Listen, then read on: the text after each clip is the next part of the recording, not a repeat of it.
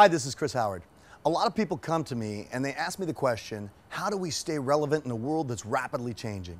When you look at the world of outsourcing and downsizing, the skills that we used to need are no longer the skills that we need today. And the problem is that traditional education is not caught up with us. Traditional education is broken.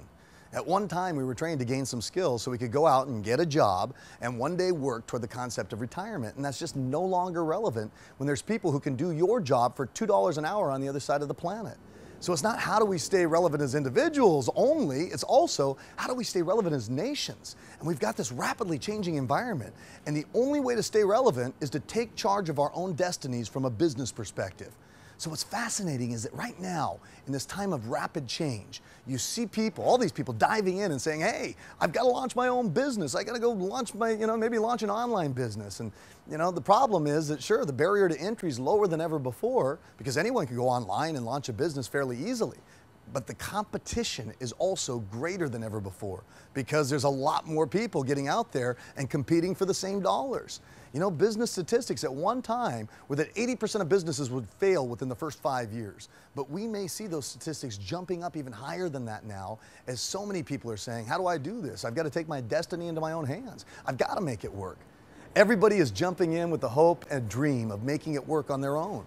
And with the statistics of business failure, and there's many reasons for it, by the way. I mean, you can look at some of those reasons that people talk about. Inadequate cash flow or undercapitalization. For me, more often than not, it's a lack of passion. It's a lack of commitment because they don't have the heart and the commitment to see it through. But you can also look at it as a major knowledge and skills gap. Once again, back to the fact that traditional education is broken. People don't have the knowledge and the skills to execute the plans that they might make for their business, and it's just not taught to us in school anymore. So people are effectively stuck in a place, and maybe you can relate to this personally, or surely you know someone who can, because all of us are facing this new reality. We got to face the reality of the new world. And the only way to free ourselves from the bondage of traditional education and the prison of old ideas and concepts is to take charge of our own minds, to take charge of our own business.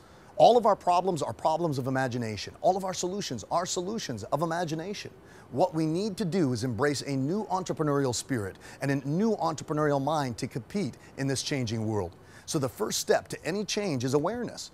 Once people are aware of a problem, we can do something about it. But most people live in denial. So it's time to wake up and open our eyes to what's happening. And it's time to take charge of our future.